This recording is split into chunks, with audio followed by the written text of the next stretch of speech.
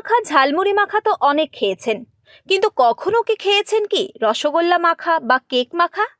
শুনতে অবাক লাগলেও বাস্তবে এই স্বাদই এখন মিলছে অশোকনগর ফুড ফেস্টিভ্যালে।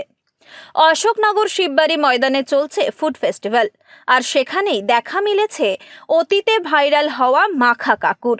তার রেসিপিতেই এখন এই রসগোল্লা মাখা বা কেক মাখা খেতে স্টলে উপচে পড়ছে ভিড়। এটা রসগোল্লা মাখা একদম বিখ্যাত নলেন গুড়ের রসগোল্লা। কেমন টেস্ট হচ্ছে আমি খেয়ে এখনই বলবো, ঠিক আছে? দেখছি, আপনি না আগে খান। না আপনি খান। আমি খাচ্ছি।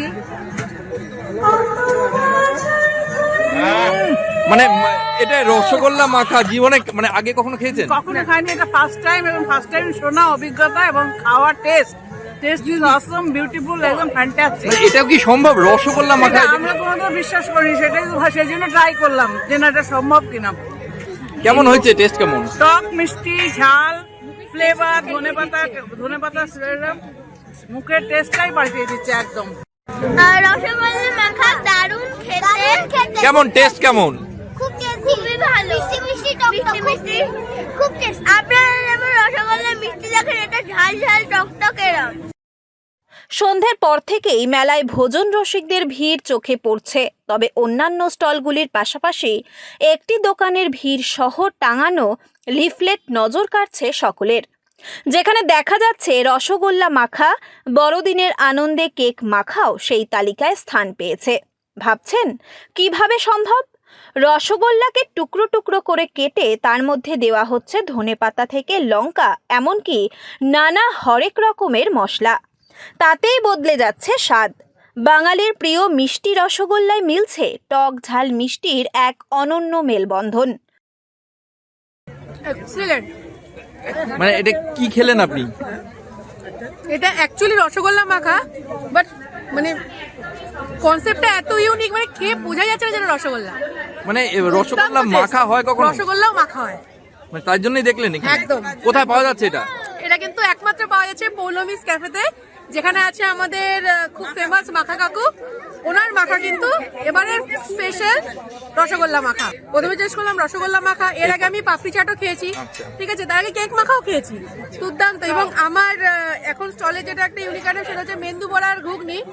মাখা কাকু কিন্তু এই মেন্দু বড়াটাকেও মেখে দিয়েছে, এবং সেটাও কিন্তু খেতে দুর্দান্ত হয়েছে। কেমন ভিড় হচ্ছে? মোটামুটি হচ্ছে, ঠিকঠাক আছে।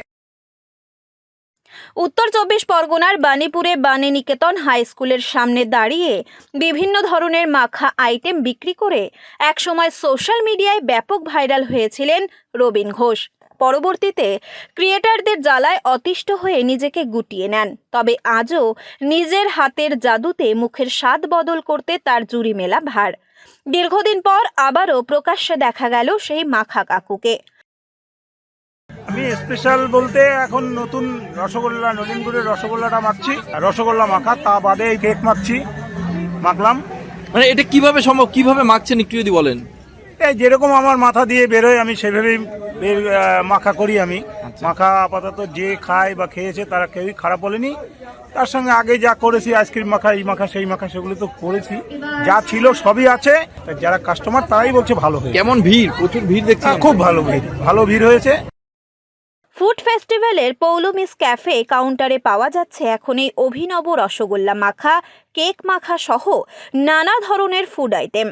ভোজন রসিকরাও এই ভিন্ন ধরনের স্বাদ নিতে এখন হাজির হচ্ছে এই স্টলে, তাই চাইলে আপনিও এই স্বাদের ভাগ নিতে হাজির হতে পারেন অশোকনগর ফুড ফেস্টিভ্যালে। উত্তর 24 পরগনা থেকে রুদ্র নারায়ণ রায়ের রিপোর্ট, লোকাল 18 বাংলা।